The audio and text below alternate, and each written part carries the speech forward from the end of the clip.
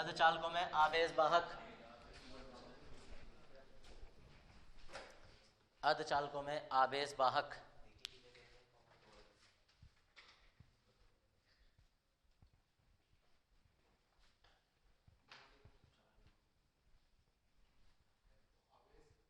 आवेश वाहक जो आवेश का वाहन करते हैं, एक स्थान से दूसरे स्थान पर लेके जाते हैं।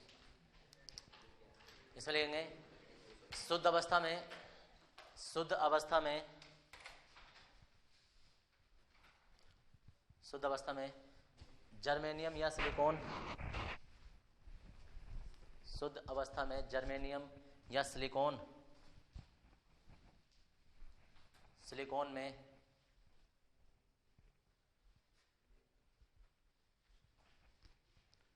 जर्मेनियम या सिलिकॉन में मुक्त इलेक्ट्रॉन नहीं होते हैं,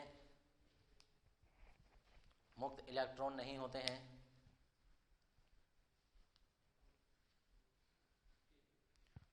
परंतु जब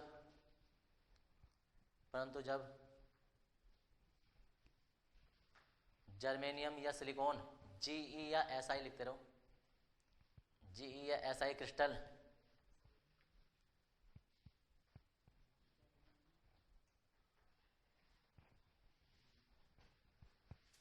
जर्मेनियम या सिलिकॉन, देखो जर्मेनियम ऐसे लिखते हैं, उसे पे ब्रैकेट मत लगा देना वरना ये पढ़ा नहीं जाएगा फिर, ठीक है। तो जर्मेनियम या सिलिकॉन क्रिस्टल में, शुरू की लाइन बताना जरा शुरू से। हाँ, कोई सहसंयोजक बंध टूटता है, ब्रैकेट नहीं लगाना है। बहुत सारे लोगों की आदत होती है ना, इंग्लिश में लिखेंगे तो ब्रैकेट मारना है चारों ओर से, अरे चारों ओर से ही हुआ है वो भी है, तो लिखेंगे, अरे बस कोई सहसंयोजक बंध टूटता है, हाँ, कोई सहसंयोजक बंध टूटता है,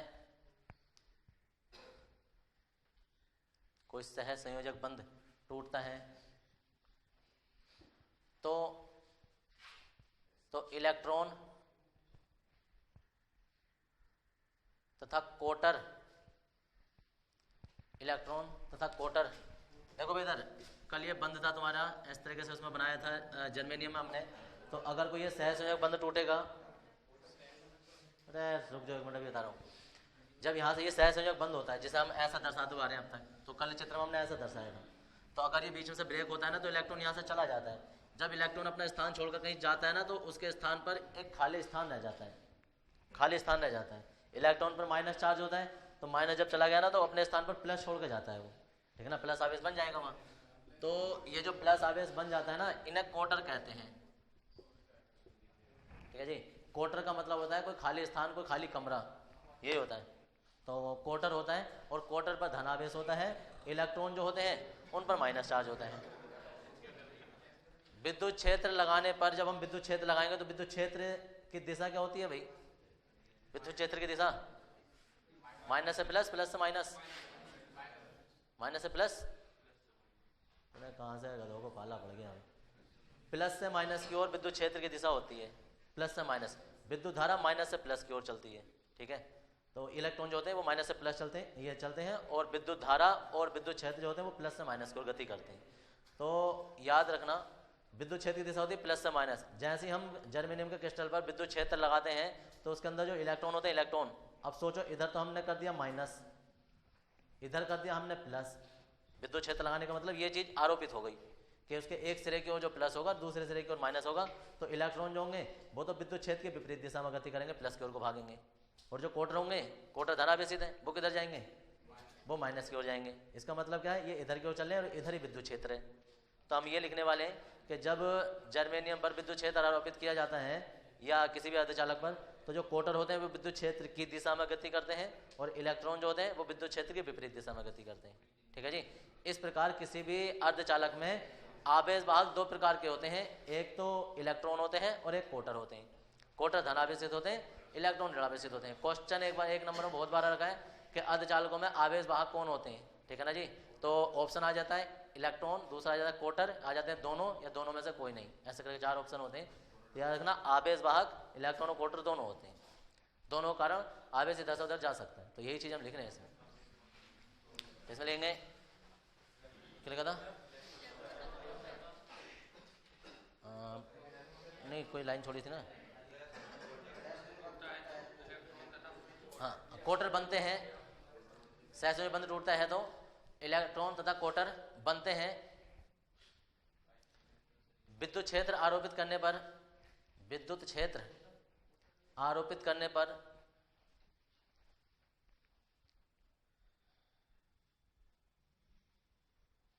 विद्युत क्षेत्र आरोपित करने पर इलेक्ट्रॉन, ये विद्युत क्षेत्र आरोपित करने पर कोटर विद्युत क्षेत्र की दिशा में गति करते हैं।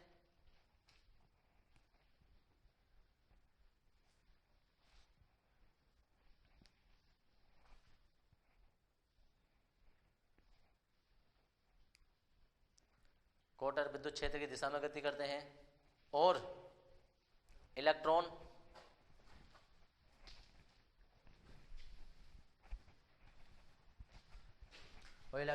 विद्युत क्षेत्र की विपरीत दिशा में गति करते हैं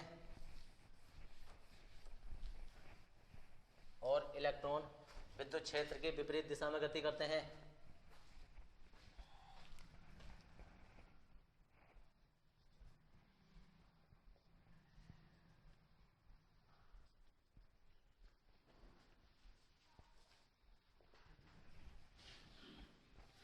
विद्युत क्षेत्र की विपरीत दिशा में गति करते हैं। हैंड डाल देंगे। ये बाह्य अर्धचालक, बाह्य अर्धचालक ऐसे लिखा है।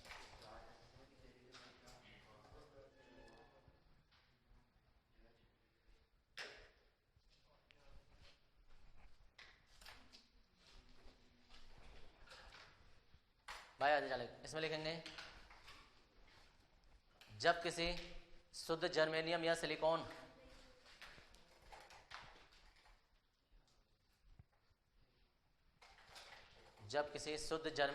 या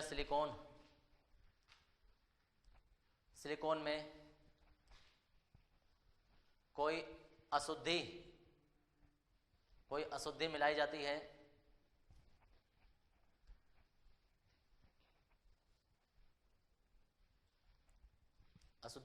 है तो उसकी चालकता बढ़ जाती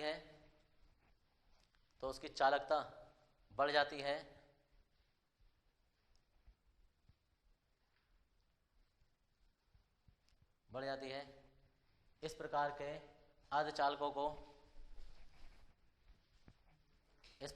अर्धचालकों को बाह्य अर्धचालक कहते हैं।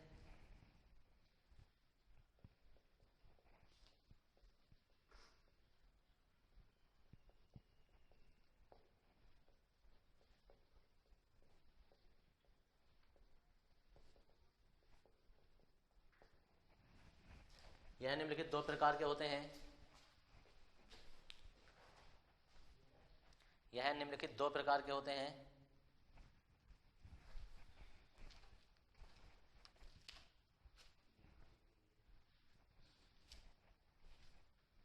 देखो बोर्ड पर, एन टाइप अर्धचालक और नंबर 2 पी टाइप अर्धचालक। पहला वाला हेडिंग डाल देंगे एन टाइप अर्धचालक। बहुत बार तुम अनसोल्व पेपर देखोगे, तुम एग्जाम में मिल जाएगा देखने के लिए एन टाइप अर्धचालक किसे कहते हैं, पी टाइप किसे कहते हैं। यहाँ तक केमिस्ट्री में भी आ जाता है ये, पहले चैप्टर में एन टाइप और पी टाइप अर्धचालक।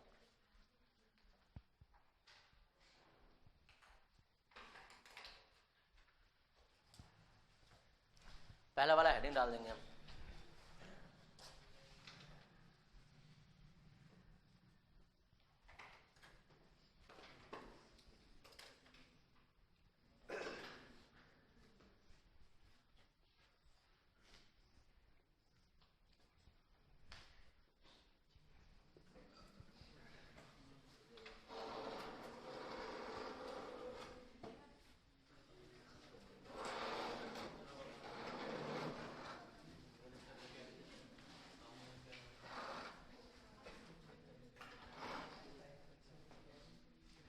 जरा एक मिनट, ये यार तुम ही कर रहे हो और तुम नहीं कर रहे तो फिर सच बताओ कौन कर रहा है, वरना तुम ही हो। सीधी सी बात है, अपना आपको निर्दोष साबित करो। हाँ, जस्ट तुम पीछे हो ना, अगर तुम्हारे घर में से आकर कोई दूसरे पे गोली चलाएगा तो गोली का नाम तुम्हारा होगा, क्योंकि तुम्हारे घर में से चला रहा है। अब नहीं होता है। चलो भाई, अब क्या मारना भाई साहब, इसे कूटो, बाद में फैसला होता रहेगा। तो इधर देख लो जरा, ये शुद्ध अवस्था में ऐसे क्रिस्टल होते हैं, और ये सिर्फ हम एक परमाणु के आसपास के परमाणु बना रहे हैं, सिर्फ 4 दिखा रहे हैं, वरना लाखों करोड़ों होते हैं। एक छोटा सा क्रिस्टल भी, अच्छा जर्मेनियम सिलिकॉन देखा है किसी ने? सिलिकॉन तो मैंने कल बताया था तुम्हें, ये होता है। जर्मेनियम भी मैं तुम्हें बता देता हूँ। दरअसल जो तुम टीवी, जब किसी ने खुला हुआ टीवी देखा होगा ना, या कुछ चार्जर टांज कुछ भी देखा होगा, तो ना उसमें 3 टांगों का ब्लैक कलर का होता है ऐसा करके ना, जिसे कहते हैं ट्रांजिस्टर। ये डार्क होता है बिल्कुल, हर जगह मिल जाएगा तुम्हें, कहीं कहीं ये 2 उसमें भी होता है इस तरीके से ऐसे करके, और ये एक तरीके से ऐसे ऐसे करके। तो ये डायोड होते हैं, ये ट्रांजिस्टर होते हैं। तो ये जो बने होते हैं ना, ये जो बने होते हैं, ये जर्मेनियम के ही बने होते हैं, समझ गए जी, ये होते हैं वो। अब होता क्या है, नियम ये है जो अभी अभी पढ़ा था कि शुद्ध अवस्था में ये चालन तो करते नहीं है। और एक काम की बात तुम्हें बता दूं जरा इस टॉपिक से हटके भी, कि देखो चालक होते हैं जिनसे हम विद्युत धारा का प्रवाह कर रहे हैं, बहुत सारी चीज़ें हमारे पास उपयोगी हैं, लोहा है, कॉपर है, एल्युमिनियम है, कितनी धातु की चीज़ें हमारे पास लाभदायक हैं, अच्छा खासा लाइफ में यूज है इनका। अगर हम धातु अपनी लाइफ से हटा देना तो लाइफ ही खत्म हो जाएगी। धातु हटा दें तो मतलब तुम जिस चीज़ पे बैठो ना वो भी धातु की है, लोहे की, ठीक है ना। तो अब कोई कहे, हाँ, कोई कहे कि इसकी जगह लकड़ी की आ जाएंगी, तो मशीनें लकड़ी की नहीं हो सकती, ट्रैक्टर ट्रक वगैरह ये जो होते हैं सब धातु के बने होते हैं। तो धातु का हमारे जीवन में बहुत ज़्यादा उपयोगी है। अब कोई कहे धातु के साथ अधातु, लकड़ी प्लास्टिक जितना भी है उनका भी इतना ही यूज़ होता है। लेकिन जितना तुम अपनी लाइफ में सोचोगे कि धातु का यूज़ है, उनसे कहीं ज़्यादा गुना जो है ना वो अर्धचालक का यूज है। अब तुम कहो यार अर्धचालक तो ना हमारे घर में यूज हो रहा है ना कहीं हो रहा है, कहाँ हो रहा होगा फिर अर्धचालक का? तो जितने भी लाइट से बनने वाले सामान हैं, समझ गए, एक छोटे छोटे चार्जर रिमोट से लेकर बड़े से बड़े टीवी पैनल तक, और कुछ भी जो इलेक्ट्रॉनिक युक्त हैं जो लाइट से चल रही हैं, उनमें सब में ये अर्धचालक लग रहे हैं, ठीक है ना जी। और एन टाइप पी टाइप ये सब लग रहे हैं, उसके बाद एनपी आ जाएगा, पीएन आ जाएगा, पीएनपी ट्रांजिस्टर आ जाएंगे, ये सब आ जाएंगे, ये सब अर्धचालक के बने होते हैं। आपको एक इनका इतना उपयोग क्यों है? देखो धातु जो होती है ना, धातु वो हमारी मर्जी से काम नहीं करती है, हमारी मर्जी से, और जो अधातु होती है वो भी हमारी मर्जी से काम नहीं करती। कहने का मतलब है कि हमने स्विच दबाया, तार उसमें लगाया, करंट बहने लगेगा, हम मुँह से कितना भी कहते हैं मत बह मत बह मत जा, इसमें को करंट आ, तो भी वो आएगा और करंट बराबर आएगा। और जो लकड़ी है या कोई प्लास्टिक है, हम उसमें किसी लाइट से कनेक्ट करें उसे, और हम उससे कितना भी कहते हैं चल भाई करंट आ जा, तो वो आएगा नहीं, ठीक है ना जी, कितना कुछ भी है। तो ये हमारी मर्जी से काम नहीं करती हैं। लेकिन अर्धचालक जो होते हैं ना वो मानव के गुलाम होते हैं, मतलब अपनी मर्जी से काम करते हैं, जब चाहें हम इसमें लाइट को प्रवाह कर सकते हैं, जब चाहें बंद कर सकते हैं। जितना भी ऑटोमेटिक मोड है पूरी दुनिया में वो सब अर्धचालकों के कारण होता है। तुमने कभी देखा दरवाजे ऑटोमेटिक खुलने बंद हो रहे हैं, ऑटोमेटिक तुमने बटन दबाया टीवी चल पड़ा, बटन उसी बटन को तुमने एक बार वो दबाया बंद हो गया, समझ गए। तो तुमने दबाया यानी कि तुमने उसे ऑर्डर दिया कि चालू हो, फिर तुमने उसे मना किया कि क्या कहते हैं बंद हो जा, और तो और अब एक ऐसी मोटर, ये पहले ना ऐसा होता है जो समरसेबल की मोटर या ऐसी मोटर आती थी कि बटन दबाया पानी चल रहा है, अब मोटर गर्म भी होगी ना तो भी मोटर चल रही है, लाइट तेज आ गई तो भी चल रही है। अब जो आ रही है ऑटोमेटिक मोटर क्या हो रहा है, लाइट तेज आ गई वो बंद हो जाएगी ऑटोमेटिक, अगर ज़्यादा गर्म हो गई तो बंद हो जाएगी, ठीक है ना, कुछ भी ओवरलोड हो गया तो बंद हो जाएगी। ये तुम्हारे घर में ये होंगे इन्वर्टर वगैरह होते हैं, लाइट आ रही है तो वो चार्ज कर रहा है, लाइट भाग गई है तो वही इन्वर्टर अब उल्टी सप्लाई दे रहा है, मतलब पहले लाइट आ रही है तो वो उसी रास्ते से उसमें विद्युत धारा जा रही है और बैटरी चार्ज कर रही है। अब लाइट भाग गई है तो ऑटोमेटिक उसी तार से लाइट आ रही है और फिर घर में सप्लाई जा रही है ऑटोमेटिक। जब चार्ज हो जाएगी वो बैटरी फुल चार्ज हो गई, ऑटोमेटिक बंद हो गया। मोबाइल है जैसे 100% चार्ज हो जाता है ऑटोमेटिक बंद हो जाता है। अगर वो ऑटोमेटिक मोड ना हो ना तो तुम्हारी बैटरी फुल का उसी टाइम ब्लास्ट हो जाएगी।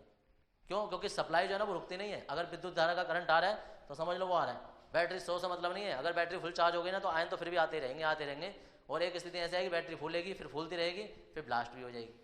लेकिन उसमें क्या हो रहा है, उसमें मल्टीपल आईसी लगी होती हैं, आईसी उसे ऑर्डर करती हैं और आईसी जो बनी होती हैं या जो ट्रांजिस्टर उसमें लगे होते हैं वो सब अर्धचालक के ही बने होते हैं। मतलब कि अगर मोबाइल 100% हो गया तो फटाक से उसे ऑर्डर देंगे अर्धचालकों को कि भाई अपनी सप्लाई रोक दो, करंट आ रहा है लेकिन सप्लाई बंद कर दी उन्होंने। तो स्विच की भांति भी काम हो रहा है, ऑटोमेटिक मोड में काम हो रहा है। जितनी ऑटोमेटिक सारी चीज़ें हो रही हैं, छोटे छोटे बड़ी से बड़ी चीज़ें, वो इन्हीं का योगदान है, ठीक है जी, ट्रांजिस्टर का। तो बड़ी बारीकी से अब समझो कि ट्रांजिस्टर है क्या चीज़। अब होता क्या है कि जो शुद्ध अवस्था में, देखो शुद्ध अवस्था में जर्मेनियम या सिलिकॉन है, शुद्ध अवस्था में जर्मेनियम या सिलिकॉन है, इनमें करंट नहीं बह रहा है। तो समस्या ये है जब करंट नहीं बह रहा है तो इनमें जबरदस्ती बहाया जाता है। व्यवस्थित बाहर जाता है तो क्या करेंगे भाई ना, ये करेंगे कि इनमें 4 इलेक्ट्रॉन इसके पूरे के पूरे बिजी हैं और इलेक्ट्रॉन जब तक बंद बनाए हुए हैं तो वो विद्युत धारा का प्रवाह करेंगे नहीं। समझ लो, जब तक चारों के चारों इलेक्ट्रॉन बॉन्ड बनाए हुए हैं ये, तब तक ये विद्युत धारा का प्रवाह नहीं करेंगे। क्यों? क्योंकि ये बिजी हैं। आप बॉन्ड तोड़ नहीं सकते, बॉन्ड तोड़ेंगे तो इलेक्ट्रॉन भी मुक्त होंगे, क्वार्टर भी मुक्त होंगे, वो फिर बराबर बराबर हो जाएंगे। अब होता क्या है, होता यह है कि किसी एक जर्मेनियम परमाणु को हटाकर हो गया,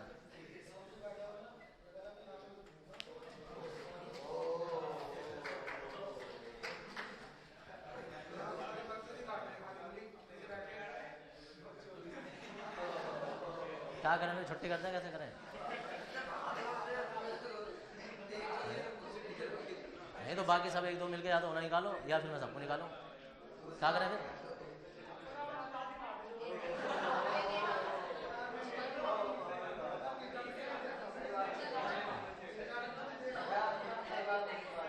सही है, चलो चलो सही।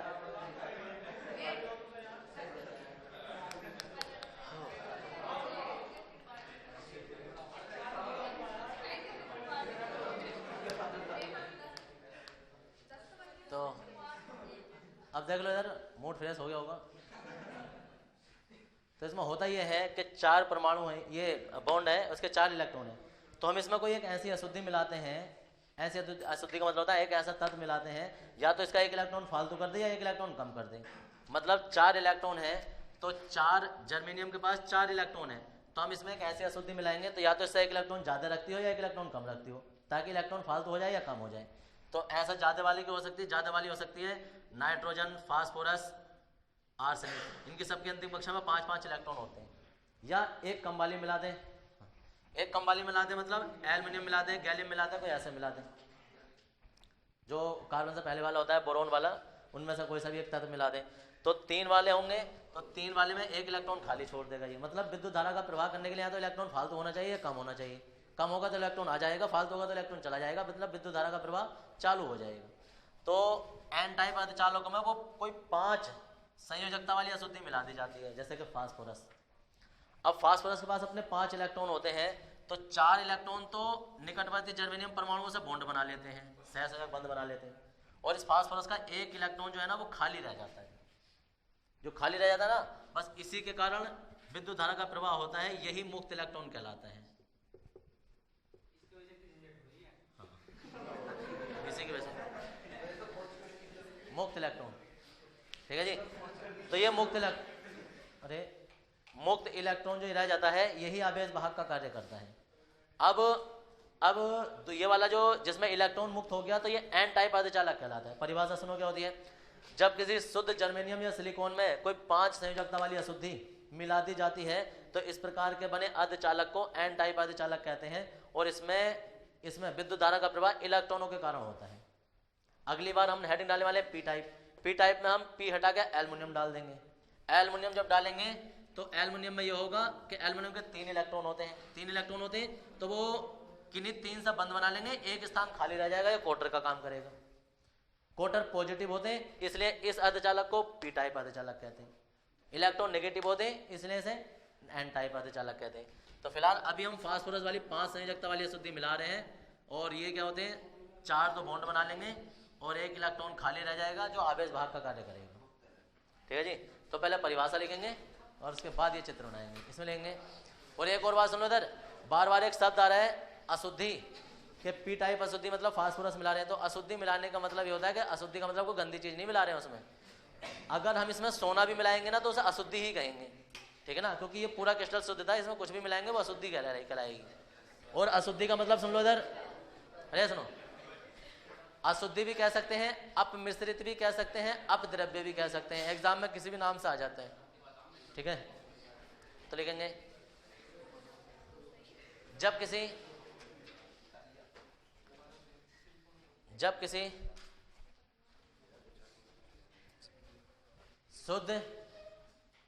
शुद्ध जर्मेनियम या सिलिकॉन में,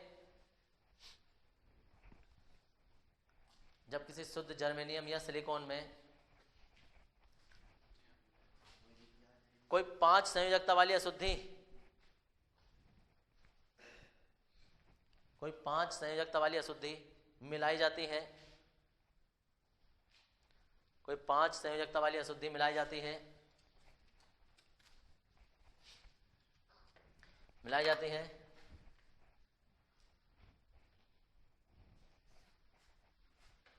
तो उसकी संयोजकता तो उसकी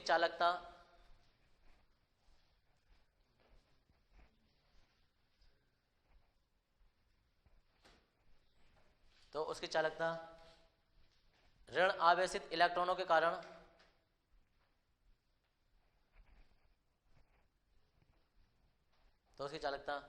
ऋण आवेशित इलेक्ट्रॉनों के कारण बढ़ जाती है,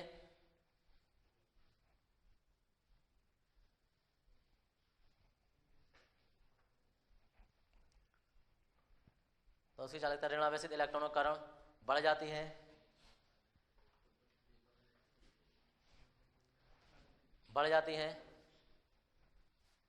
इस प्रकार के अर्धचालक को एन टाइप अर्धचालक कहते हैं।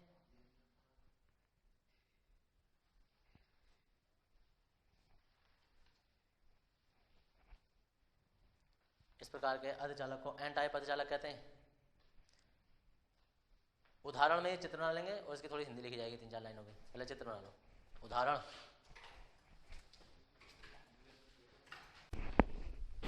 जब शुद्ध जर्मेनियम क्रिस्टल में किसी एक परमाणु के स्थान पर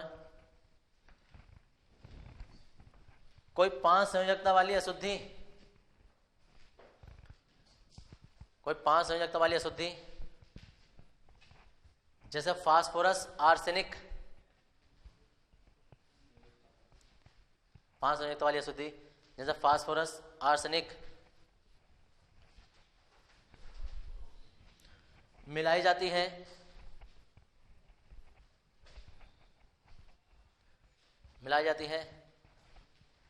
तो फास्फोरस के 4 इलेक्ट्रॉन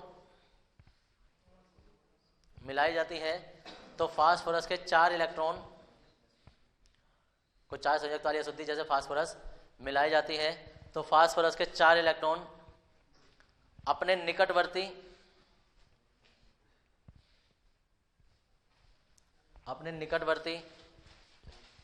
4 जर्मेनियम परमाणुओं से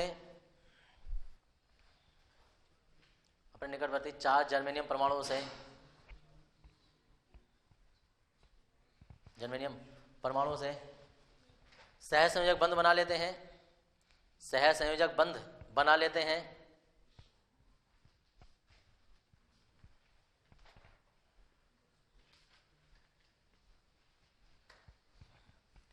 लेते हैं, जबकि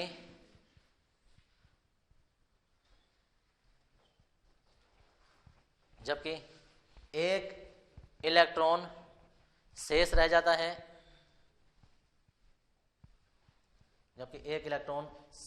है, जो आवेश वाहक का कार्य करता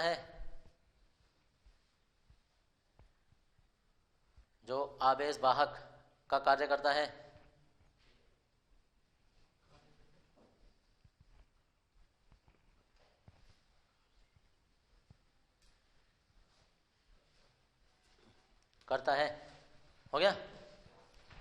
इसके बाद डाल देंगे पी टाइप अर्धचालक।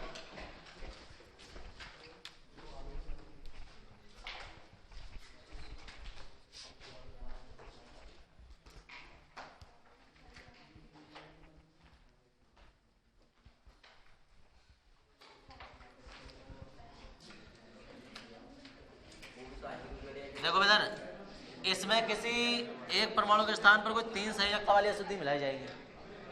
अब 3 इलेक्ट्रॉन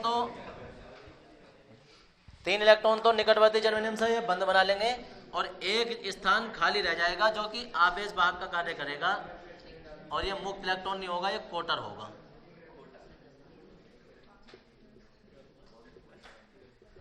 ये आवेश वाहक के रूप में कार्य करेगा। तो लिखेंगे इसमें पहले हिंदी, जब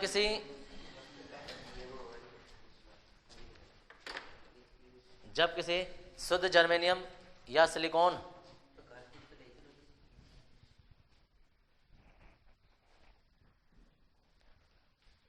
जब किसी शुद्ध जर्मेनियम या सिलिकॉन में कोई तीन संयोजकता वाली अशुद्धि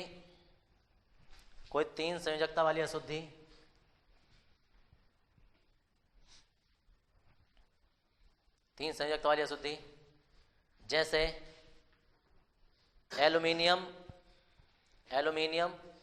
या गैलियम Ga,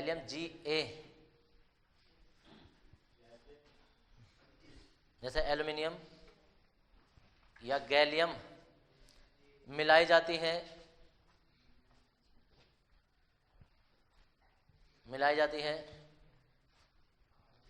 तो उसकी चालकता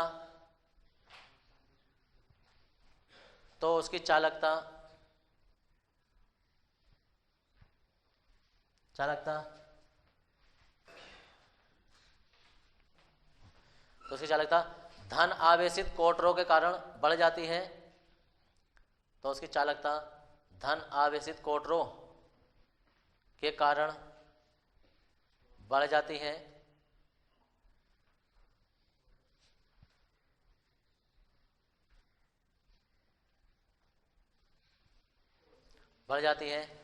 इस प्रकार के अर्धचालकों को पी टाइप अर्धचालक कहते हैं।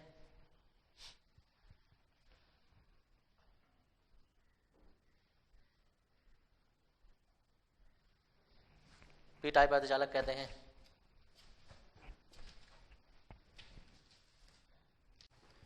जब किसी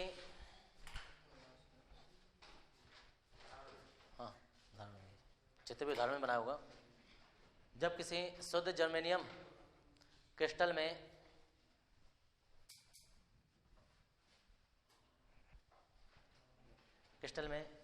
किसी एक परमाणु के स्थान पर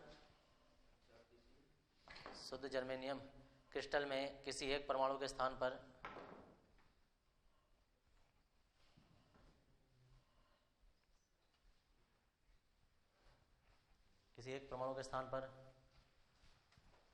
कोई तीन संयोजकता वाली अशुद्धि जैसे एल्यूमिनियम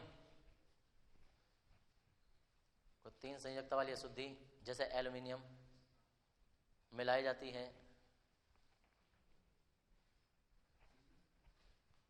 तीन संयोजकता वाली अशुद्धि जैसे एल्यूमिनियम मिलाई जाती है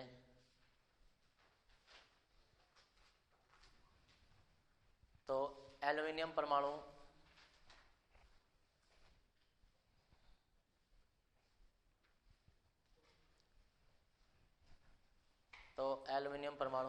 अपने निकटवर्ती तीन जर्मेनियम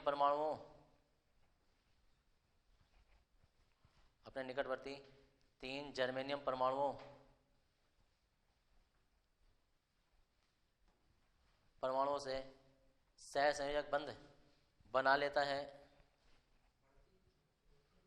निकटवर्ती तीन जर्मेनियम परमाणुओं से सहसंयोजक बंध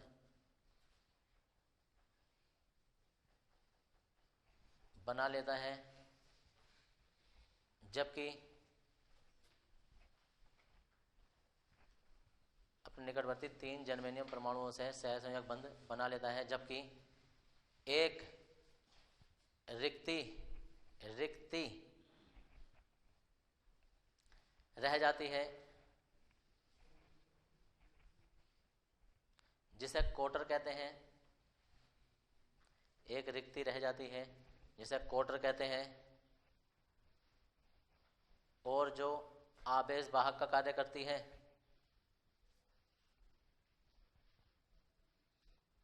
जो आवेश वाहक का कार्य करता है, कोटर की बात कर रहे हैं।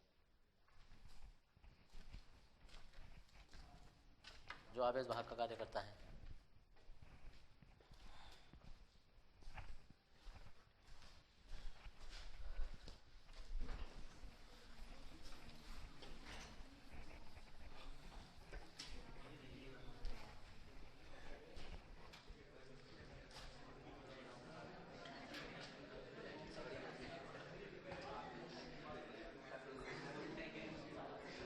पीएन संधि डायोड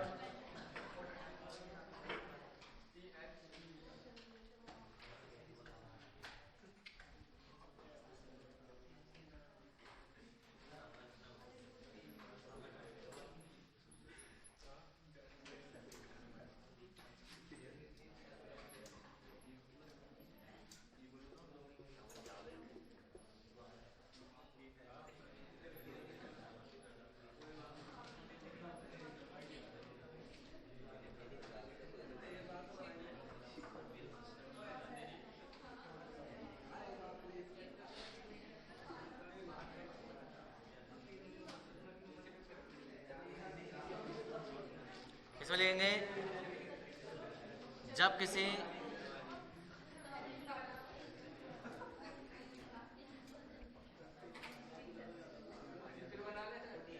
हिंदी लिखो पहले,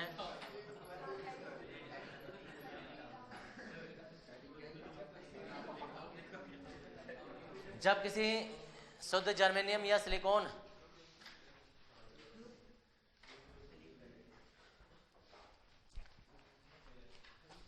जब किसी शुद्ध जर्मेनियम या सिलिकॉन के एक सिरे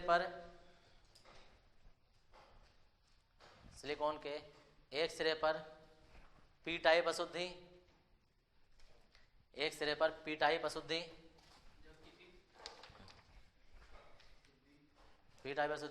तथा दूसरे सिरे पर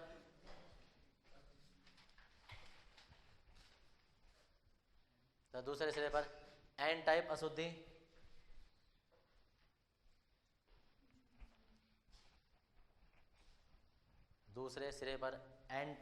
अशुद्धि मिला दी जाती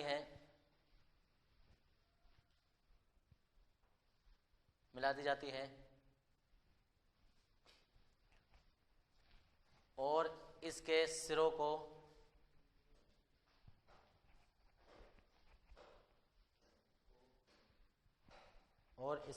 को धात्विक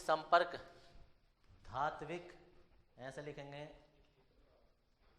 धात्विक संपर्क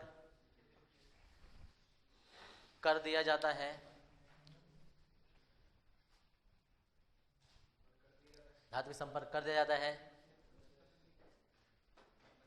तो इसे पीएन संधि डायोड कहते हैं।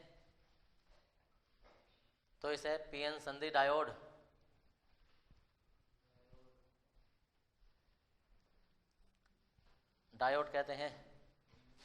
देखो भाई इधर अभी जरा सही से समझो होता क्या है। ये हमारे पास कोई एक पूरा जर्मेनियम का क्रिस्टल था या सिलिकॉन का क्रिस्टल मानो। अगर हमने इसमें एक और बात याद रखना, ऐसा नहीं है कि ऐसा तोड़ मरोड़ के इसके अंदर डाला जाता है। कोई भी अशुद्धि जो होती है इसके अंदर इंजेक्ट की जाती है, इसके अंदर भेज दी जाती है। सोचो पी टाइप अशुद्धि भेज दी इसमें, तो ये पूरे का पूरा पी टाइप अर्धचालक कहलाएगा। बात ये खत्म हो गई। एन टाइप अशुद्धि भेजेंगे जैसे कि 5 संयोजकता वाली अशुद्धि, तो ये एन टाइप अर्धचालक कहलाएगा। ठीक है। अब ऐसा हो कि इसके एक सिरे पर पी टाइप मिला दें और दूसरे सिरे पर एन टाइप अशुद्धि मिला दें, तो इस प्रकार कितनी अशुद्धि मिला दी? 2 अशुद्धि। तो ग्रीक लैंग्वेज में जो यूनानी होती है उसमें ग्रीक लैंग्वेज में 2 को डायोड कहते हैं, 3 को ट्रायोड कहते हैं, 4 को टेट्रोड कहते हैं, 5 को पेंटोड कहते हैं। तो इसलिए 2 प्रकार की अशुद्धि मिला दी जाती है, इसलिए इसे डायोड कहते हैं। तुम्हारे सिलेबस में ट्रायोड भी था और टेट्रोड और पेंटोड तो बीएससी में होते हैं जाके। तो ट्रायोड था वो सिलेबस से निकाल देगा, तुम सिर्फ डायोड पढ़ोगे और सिर्फ ट्रांजिस्टर पढ़ोगे। ठीक है, ये 2008 से पहले निकाल दिया था। तो डायोड इसका मतलब क्या है कि एक ही क्रिस्टल में एक सिरे पर पी टाइप अशुद्धि मिला रहे हैं और दूसरे सिरे पर एन टाइप मिला रहे हैं और इन दोनों के सिरे को एक धातु के तार से जोड़ देते हैं। ठीक है ना। ये तुम टीवी के किट में या किसी भी ट्रांजिस्टर में भी छोटे छोटे तुम देख सकते हो, ब्लैक कलर के होते हैं ऐसा करके। ये इतना बड़ा नहीं तो बहुत छोटा सा होता है, तो ये डायोड होते हैं। ठीक है, ये होते हैं। अब इसे ऐसा नहीं है कि अरे सुनो तो, ऐसा नहीं है कि एक पी टाइप अलग बना ले और एक एन टाइप अलग बना ले, दोनों को आपस में मिला दें, ऐसा नहीं होता है। एक ही क्रिस्टल में 2 अशुद्धि मिलाई जाती हैं। ठीक है, तो ये डायोड कहलाता है। अभी से अगला टॉपिक आने वाला है ट्रांजिस्टर।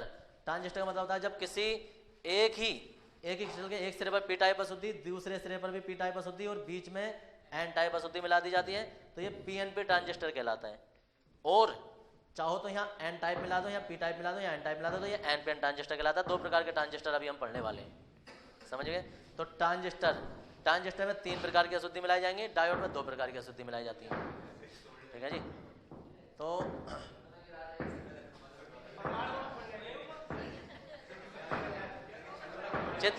चित्र बना लो, चित्र।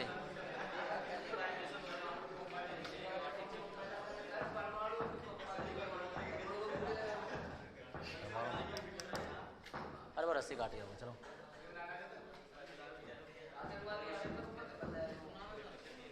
चित्र बना लो दोनों, ये प्रतीक होते हैं। देखो लिखा हुआ काय का,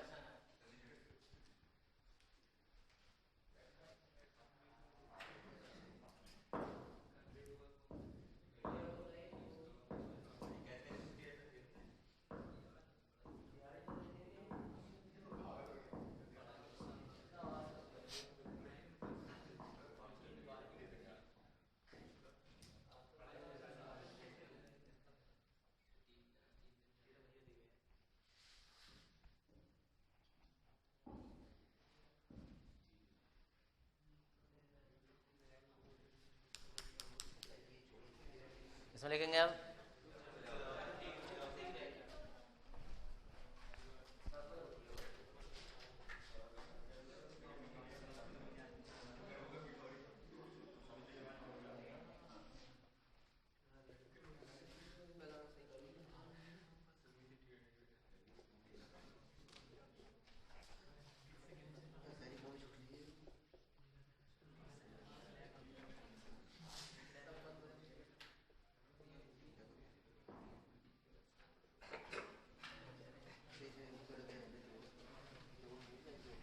ये हेडिंग है। हाँ,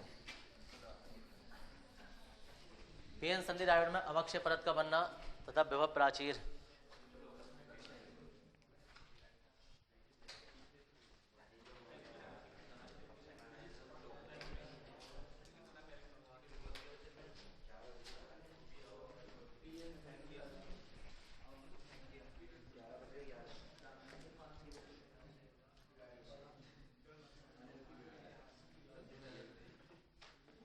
इसमें लिखेंगे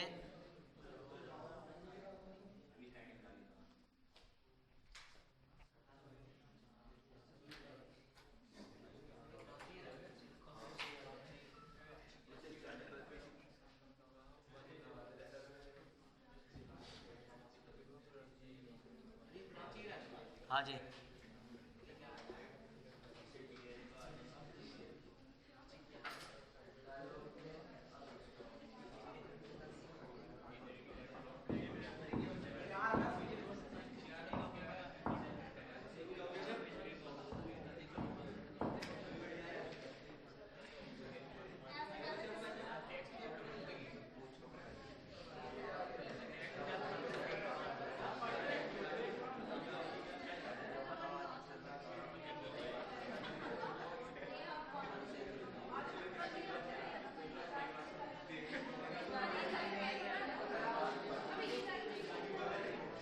करेक्ट हो गया भाई।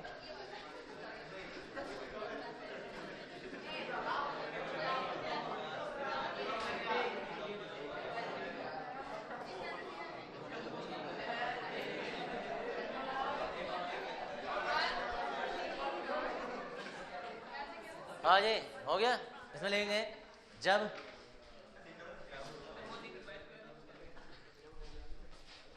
पीएन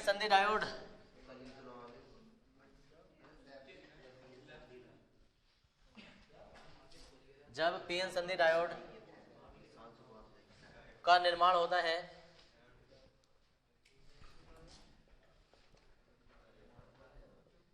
तो उसमें दो प्रकार की धारा बहती हैं।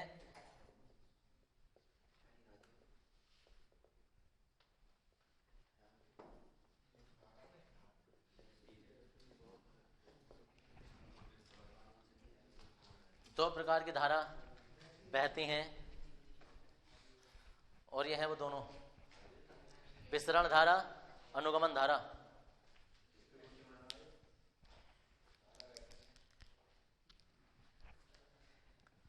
विसरण धारा तथा अनुगमन धारा। पहला वाला हेडिंग डाल देंगे और चित्र की जगह छोड़ देंगे साइड में। दोनों हेडिंग डाल दो, पहला वाला हेडिंग डाल देना, फिर चित्र की जगह छोड़ देना। इसमें लिखेंगे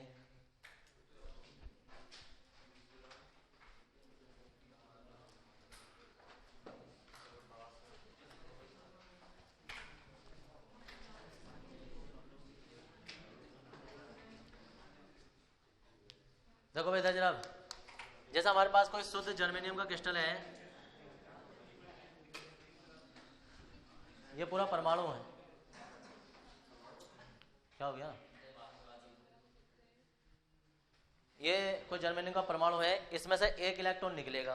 एक इलेक्ट्रॉन निकल के अभी यही दिखा दिया हमने, उसके बाहर ही निकला, तो यहाँ क्या बचेगा? फिर परमाणु को क्या हो जाएगा?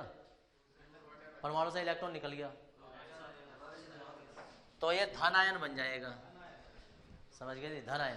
तो जब किसी परमाणु से इलेक्ट्रॉन निकलता है धन आयन बनता है, इलेक्ट्रॉन उसके अंदर जाता है तो वो ऋण आयन बनता है। ठीक है, तो इसमें क्या हुआ कि जब कोई जर्मेनियम का परमाणु होता है उसमें से इलेक्ट्रॉन निकल गया और ये धन आयन बन गया। ये है वो धन आयन। ठीक है जी, इलेक्ट्रॉन निकल गया, धन आयन बन गया। अब उल्टा सोचो, जब कहीं कोटर मतलब कोई बाहर इलेक्ट्रॉन होगा वो अंदर जाएगा तो वो ऋणायन बन जाएगा और बाहर उसके स्थान पर कोटर रह जाएगा। इलेक्ट्रॉन जैसे कोई बाहर से जब अंदर जाएगा तो वो तो ऋणायन बन जाएगा और बाहर कोटर रह जाएगा। अब ये होते कैसे हैं, क्योंकि पी टाइप में कोटर अधिक होंगे और एन टाइप में इलेक्ट्रॉन अधिक होंगे, क्योंकि नेगेटिव होते हैं एन टाइप में और पी टाइप में कोटर ज़्यादा होते हैं। तो जब पी और एन टाइप हम क्रिस्टल ये बनाते हैं, ये पूरा डायोड जब बनाते हैं, जैसे ये बनता है ना तो जितने भी कोटर हैं वो एन की ओर जाने लगते हैं और जितने भी इलेक्ट्रॉन है वो इधर की ओर जाने लगते हैं। ठीक है जी। और ये दोनों जो है ना वो इस संधि पर आकर, ये जो संधि है इस संधि पर आकर उदासीन हो जाते हैं, जिससे इसमें एक धारा प्रवाहित होने लगती है। धारा प्रवाहित, इलेक्ट्रॉन इधर से इधर चल रहे हैं तो धारा इधर से इधर की ओर प्रवाहित होने लगेगी। इस धारा को विसरण धारा कहते हैं। ठीक है जी, विसरण धारा कहते हैं। अब होता यह है कि कोई एक कोटर और एक इलेक्ट्रॉन जब उदासीन होता है तो ये तो उदासीन हो गए, लेकिन इनके जो ऋणायन और इसका जो धनायन है ये अकेले आकर संधि पर एकत्रित हो जाते हैं, यहाँ संधि पर एकत्रित हो जाते हैं। ऐसे कोई दूसरा आएगा तो दूसरे का कोटर इसका इलेक्ट्रॉन जब उदासीन हो जाएंगे ना तो इनका जो धनायन ऋणायन है वो संधि पर एकत्रित हो जाते हैं। ऐसे ये सब आके आयन आयन जो होते हैं इधर के ऋणायन और इधर के धनायन आकर संधि पर इकट्ठे हो जाते हैं और यहाँ एक परत बना देते हैं। इस परत को अवक्षय परत कहते हैं, अवक्षय परत। और इस परत पर एक विभव उत्पन्न हो जाता है, विभव उत्पन्न हो जाता है जिसे विभव प्राचीर कहते हैं और इसे हम B0 से प्रदर्शित करते हैं, कैपिटल B0। और ये जो है ये विभव प्राचीर है। किसके कारण उत्पन्न हो रहा है, धनायनों के ऋणायनों के कारण। ठीक है, तो ये पहली धारा हो गई। अब दूसरा हेडिंग डाल के जब लिखेंगे अनुगमन धारा तो हम कहेंगे धन आवेशों और ऋणावेशों के कारण संधि पर एक विद्युत क्षेत्र बन जाता है जिसकी दिशा क्या होती है, प्लस से माइनस की ओर, इधर से इधर की ओर होती है। इस विद्युत क्षेत्र के कारण एक धारा उत्पन्न हो जाती है जिसे अनुगमन धारा कहते हैं। ठीक है जी। ये धारा अनुगमन धारा की दिशा देखो इधर से इधर की ओर है और जो ये विसरण धारा थी इसकी दिशा किधर होती है, इधर से इधर की ओर होती है। तो ये दोनों धाराएं एक दूसरे के विपरीत होती हैं, तो अतः ये धारा एक दूसरे को उदासीन कर देती हैं और मुक्त अवस्था में पीएन संधि डायोड में कोई धारा नहीं बहती है। मतलब अकेले जब रखा होगा और किसी तार से कनेक्ट नहीं होगा, विद्युत से कनेक्ट नहीं होगा तो पीएन संधि डायोड में कोई धारा प्रवाहित नहीं होती है। धारा प्रवाहित तब होती है जब हम इसे बैटरी से या किसी विद्युत परिपथ से जोड़ देते हैं, तब इसके अंदर धारा प्रवाहित होती है। बाकी इसके अंदर दो धाराएं बन रही थी लेकिन वो एक दूसरे को उदासीन करके कोई धारा नहीं बनती है। ये बात हम इसमें लिखने वाले हैं सारी थ्योरी में। तो पहले विसरण धारा में लिख रहे हैं, लिखो जाए, चित्र बाद में बनाना। हाँ, इसमें लेंगे जना जब पीएन संधि डायोड का निर्माण होता है, जब पीएन संधि डायोड का निर्माण होता है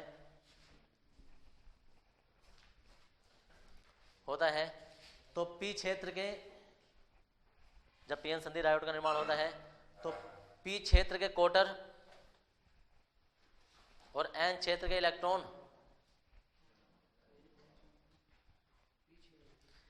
पी क्षेत्र के कोटर तथा एन क्षेत्र के इलेक्ट्रॉन एक दूसरे की विपरीत दिशा में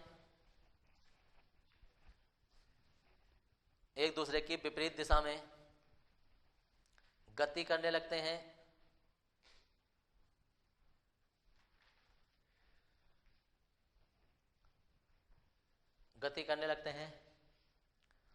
और संधि पर आकर उदासीन हो जाते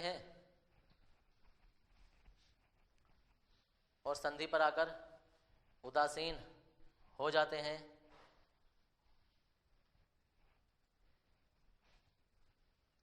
जिससे डायोड में एक विद्युत धारा उत्पन्न हो जाती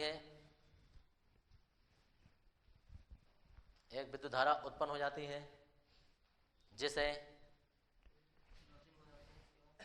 जिससे डायोड में एक विद्युत धारा उत्पन्न हो जाती है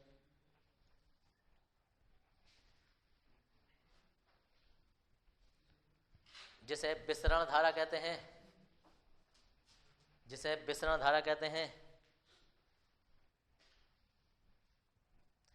इस धारा की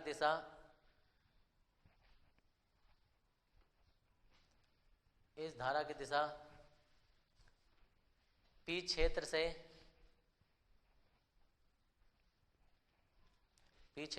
एन क्षेत्र की ओर होती है।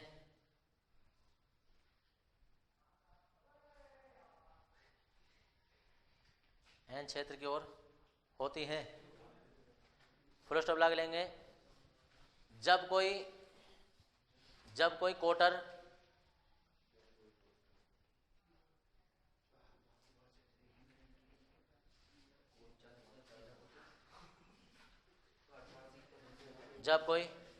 कोटर पी क्षेत्र से एन क्षेत्र की ओर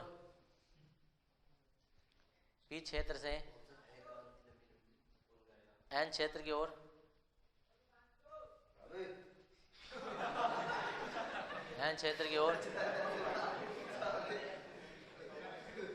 गति करता है तो वह अपने क्षेत्र में एक ऋण आयन छोड़ देता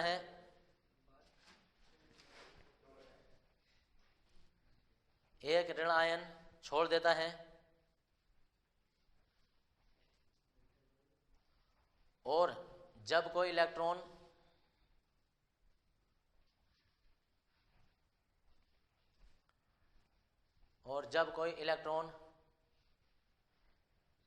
एन क्षेत्र से पी क्षेत्र की ओर गति करता है, जब कोई इलेक्ट्रॉन एन क्षेत्र से पी क्षेत्र की ओर गति करता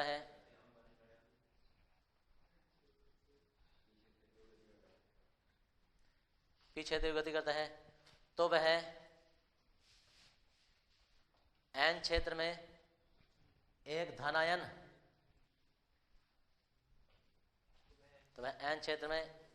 छोड़ता है।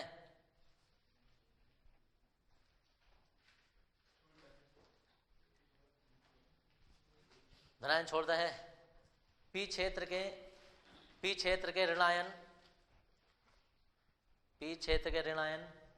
तथा एन क्षेत्र के धनायन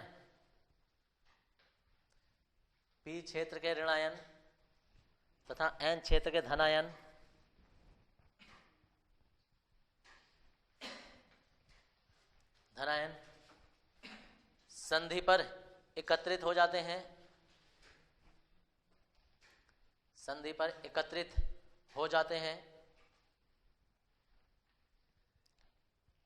जिससे संधि पर एक परत बन जाती है। संधि पर एकत्रित हो जाते हैं जिससे संधि पर एक परत बन जाती है।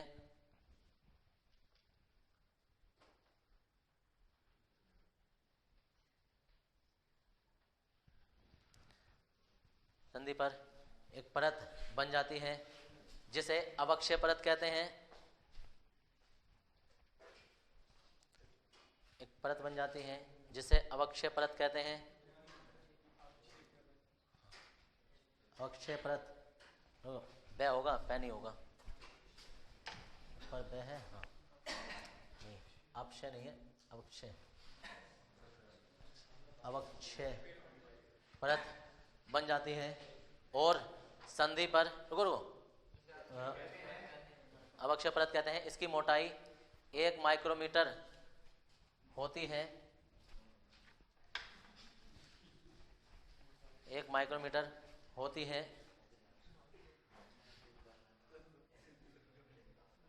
और संधि पर एक विभव उत्पन्न हो जाता है।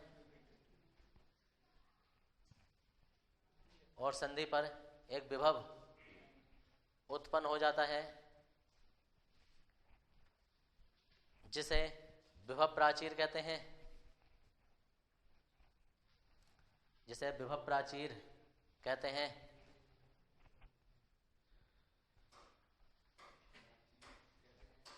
प्राचीर कहते हैं। हेड डाल देंगे अनुगमन धारा, अभी बना ले बाद में, तो जगह छोड़ दी होगी तुमने। अनुगमन धारा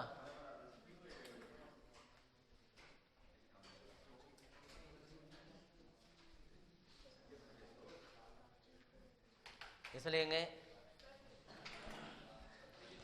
अनुगमन धारा में बाद में बनाना। संधि पर धनायनों तथा ऋणायनों के एकत्रित होने के कारण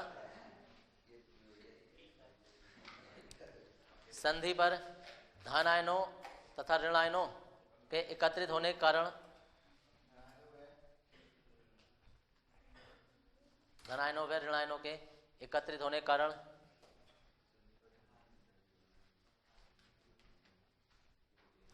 एक विद्युत क्षेत्र उत्पन्न हो जाता है। एक विद्युत क्षेत्र उत्पन्न हो जाता है।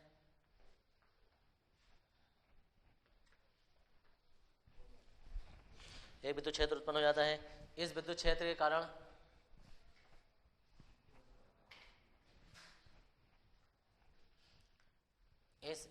क्षेत्र के कारण संधि पर विद्युत क्षेत्र के कारण डायोड में एक धारा प्रवाहित होने लगती है। इस विद्युत क्षेत्र के कारण डायोड में एक धारा प्रवाहित होने लगती है, जिसे अनुगमन धारा कहते हैं।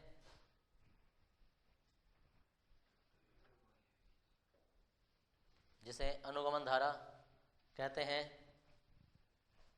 इसकी दिशा एन क्षेत्र से पी क्षेत्र की ओर होती है। एन क्षेत्र से पी क्षेत्र की ओर होती है।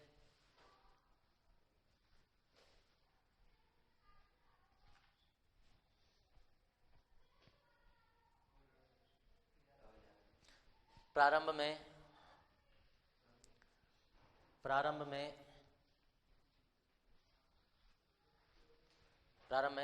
अनुगमन धारा का मान कम होता है। प्रारंभ में अनुगमन धारा का मान कम होता है।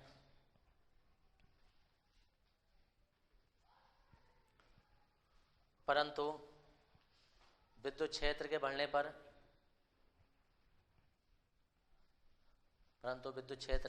बढ़ने पर अनुगमन धारा का मान भी बढ़ता है।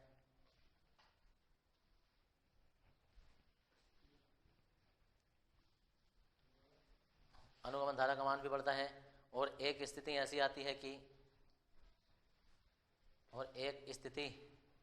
है कि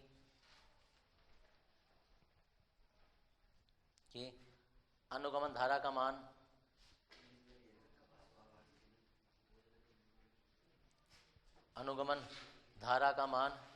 विसरण धारा के समान हो जाता है।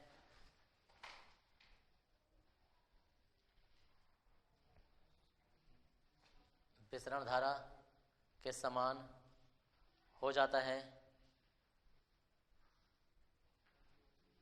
यह दोनों धाराएं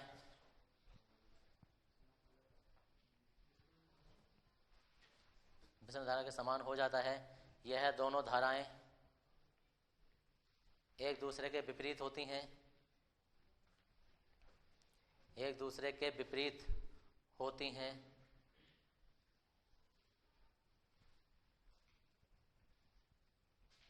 अतः यह एक दूसरे के प्रभाव को यह दोनों धाराएं एक दूसरे के विपरीत होती हैं। अतः यह एक दूसरे के प्रभाव को निरस्त कर देती हैं।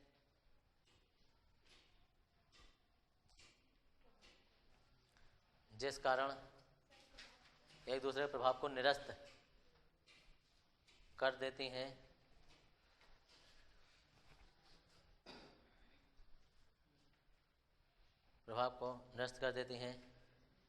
जिस कारण पीएन संधि डायोड में कोई धारा प्रवाहित नहीं होती है। जिस कारण पीएन संधि डायोड में कोई धारा प्रवाहित नहीं होती है। क्या रह गया?